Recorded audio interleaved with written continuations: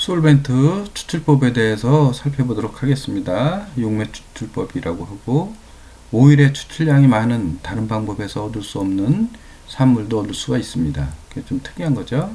식물 원료를 적당한 용제에 적신 후 용제와 오일을 분리하는데, 특정 온도에서 증류하여 오일만을 응축시키는 화학적, 물리적인 방법입니다. 특정 온도라고 하는 것이 중요하겠죠. 채취한 오일은 증발하지 못한 무거운 분자들이 남아있어서 순수한 에센스 오일이 추출이 어려워가지고 아로마 테라피에는 부적합하다고 하는 것입니다. 여기에서 이 콘크리트를 알코올에 희석해서 이중력화를 해가지고 이중으로 응축시켜서 이제 왁스와 잔류용제를 제거하면 앱솔루트가 얻어진다라고 하는 것이죠. 로즈, 네롤리 등 이렇게 널리 적용되고, 자스민은 이 방법으로 앱솔루트를 얻는다라고 하는 것이죠. 콘크리트와 앱솔루트는 화장품과 향수에 많이 사용이 된다라고 하는 것이고, 여기 그림에서 보는 바와 같이 이제 추출을 하고 있다라고 하는 것이죠. 방법은 되게 비슷비슷한데 이제 온도나 뭐 이런 것들이 다른다고 할 수 있겠죠. 그 다음에 이산화탄소 추출법입니다. 이것은 상당히 기대되고 있는 새로운 추출 방법인데, 이제 액체, 기체, 고체 이 세 가지 형태가 이제 물질에 가해지는 온도와 압력에 의해서 그 형태가 변하는 것을 이용해 가지고 이제 활용하는 방법이 되겠습니다. 그리고 초임계는 여기서 임계 온도라고 하는 것이 중요하겠죠. 그래서 임계 온도가 33도, 실내보다 약간 높은 온도가 된다라고 하는 것이고, 초임계 이산화탄소는 방향물질이 훌륭한 용도가 될 수가 있고, 모든 조작을 저온에서 할 수 있다는 장점이 있죠. 열의 영향을 받지 않는 거 중요한 거죠. 이 프로세스는 밀폐된 용기 안에서 이루어지고, 향이 휘발하기 가장 쉽고 취약한 부분도 남김없이 모을 수가 있다는 것, 이게 장점이겠죠. 밀폐된 용기 때문에. 그리고 단점은 필요한 고압이 200기압이면 상당한 거거든요. 이기 때문에 고가의 무거운 스테인리스 강의 성치가 필요하다라고 하는 것이 되겠습니다. 자, 그러면 이제 아로마의 다양한 활용법에 대해서 살펴보도록 하겠습니다. 먼저 램프 확산법입니다. 그림에서 보시는 바와 같이 이렇게 램프에다 넣어서 확산시키는 거죠. 아로마 에센스 오일의 향은 심리적인 안정을 유도하고 후각을 통해서 뇌신경을 자극하고, 이것이 호르몬 작용을 일으켜서 신체 균형을 유지하도록 해주는데, 아로마 램프에 하는 방법은 아로마 램프에 물을 충분하게 붓고, 그리고 오일을 3방울 내지 5방울 떨어뜨려서 이제 한 30분에서 1시간 정도 이렇게 확산을 시키면 되겠습니다. 목욕법, 이것도 많이 사용하는 방법이죠. 욕조에 적당한 온도의 따뜻한 물을 채우고 에센스 오일을 7에서 9방울 정도 떨어뜨리고, 입욕 시간은 한 20분 정도가 좋고, 비누 사용은 자제하는 게 좋고, 천일염이나 아로마 거품 목욕제 등을 같이 사용해주면 좋습니다. 수증기 흡입법입니다.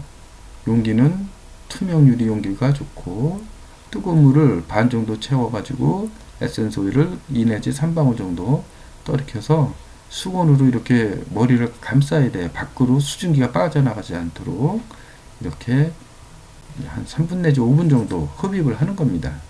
중요한 것은 눈을 감고 하셔야 돼요. 눈을 뜨게 되면 눈을 다칠 염려가 있습니다. 건식 흡입법입니다. 수건이나 거즈, 리트머스 시험지 이런 데에다가 한두 방울 떨어뜨려서 코에다 대고 맞는 겁니다. 직접 흡입법이 되겠죠. 아로마 목걸이를 이용하는 방법도 있고요. 이제 마사지하는 방법입니다. 피부 질환이나 피부 미용에 대해서 광범위하게 쓰이고 있죠. 전신 마사지는 피부를 광역으로 마사지하는 방법으로 캐리어 오일에 에센스 오일을 2 내지 3% 정도 블렌딩해서 섞어서 한다는 얘기죠. 전신에 덮어주는 것이 되겠습니다. 마사지법을 제일 많이 쓰죠. 스포법, 근육통이나 멍든 데, 근만성 질환 치료에 지속적인 효과를 가져올 수가 있고, 200ml 정도의 물에 에센스 오일 3 내지 5방울을 떨어뜨려서 상처 부위에다가 이제 이렇게 담갔다가 붙여주는 거예요. 온스포, 따뜻하게 해서 하는 것, 관절염, 류마티스, 근육통 등, 냉스포는 두통이나 삔대, 이런 데는 냉습을 해줘야 되겠죠. 삔 데는 열이 나기 때문에. 그리고 피가 밖으로 연부조직이 파손이 돼서 피가 밖으로 이제 나왔을 경우 이제 냉수포를 해서 모세혈관을 수축을 시켜서 안으로 밀어넣어주고 피를 이제 두통은 열 때문에 오기 때문에 열을 내려줘야 되고, 관절염도 이제 류마티스 이제 근육통도 열이 있어갖고 확 올랐을 때 온수포로 하면 안 돼요. 이럴 때는 냉수포로 해주고, 열이 떨어지고 차가워지고 냉해졌을 때 이때 온수포를 해주는 겁니다. 즉 염증이 한창 일어날 때 온수포를 해주게 되면 염증이 더 발달이 돼요. 더 발전이 돼요. 그래서 그것이 시기적으로 온수포를 쓸 때인지 냉수포를 쓸 때인지를 잘 구분해서 사용을 해야 된다라고 하는 것입니다. 가글링. 자, 웃음이 뭐죠? 이제 울렁울렁거리는 거죠. 구토, 구취, 잇몸에 염증 이런 것들이 있을 때 물 한 컵에 에센스 오일을 한두 방울 떨어켜서 입안에서 헹구는 거죠. 구강 건강을 위해서 가글링을 할 경우에는 식물성 오일을 이용해서 오일 풀링을 하는 것도 가능하다. 뭐 식물성 오일들 많이 있잖아요. 우리 일반적으로 이제 이런 것들을 이용해서 이제 해줘도 되고, 이제 소주로 가글링 하는 것도 좋다고 그래요. 이제 알코올 성분이 있어가지고 입안에 있는 세균을 이제 없앨 수 있는 이런 방법이 되게 된다라고 할 수도 있겠죠. 그리고 음용 방법은 우리나라에서는 법으로 규제가 되어 있다. 먹지는 못하게 되어 있다는 거죠. 이제 청소. 이제 아로마를 활용해서 청소도 할 수가 있다는 거죠. 먼지를 제거한 후에 걸레에다가 에센스 오일을 2방울 내지 3방울 떨어켜서 구석구석 닦는 거예요.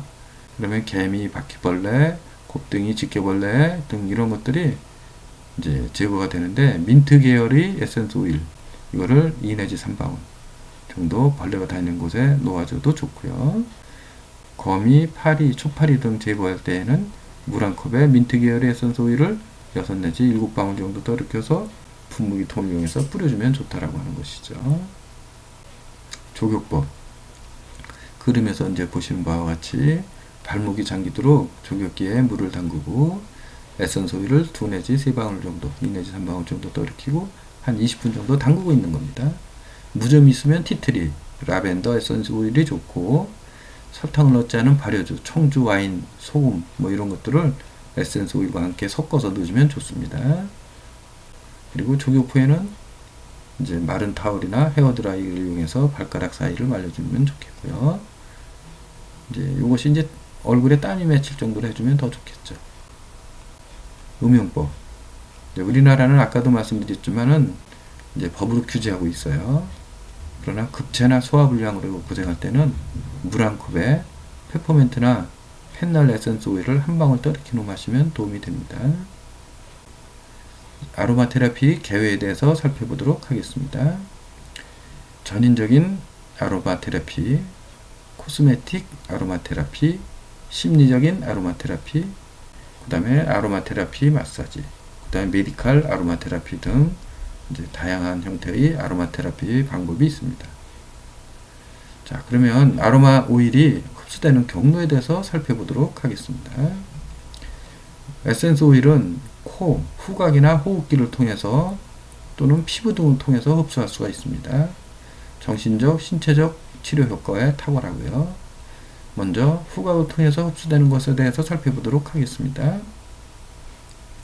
후각신경은 다른 감각들보다 예민해가지고 오일의 흡수 속도가 0.5초로 아주 가장 빠릅니다. 그래서 구강의 경우 흡수 시간이 0.9초인데 비해서 코로 할 때에는 0.5초로 더 빠르다고 하는 것이죠. 향을 이제 흡수해서 그것이 그 인체 내에서 이루어지는 경로를 살펴보면 후각 수용체들이 향 입자와 접촉을 하는 거죠, 먼저. 그리고 말초 후각신경이 가진 실리아는 감지된 향 메시지를 후각 신경계로 보내고, 그러면 신경계로 보내진 메시지는 향 분자를 분석해서 분석된 결과는 대뇌의 변연계로 전달돼서 신경화학 물질을 생성하는데, 이제 여기에서 대뇌 변연계라고 하는 것이 이제 중요한 거죠. 그리고 뇌하수체라고 하는 것이 중요하고, 뇌하수체는 호르몬을 총괄하는 사령부로 생각하시면 될 겁니다. 그렇게 해서 코, 실리아, 후각구, 후각신경, 변연계, 뇌피질, 시상하부, 뇌하수체, 호르몬 분비, 이것이 또 자율신경계를 지배해서 이제 인체에 영향을 미친다.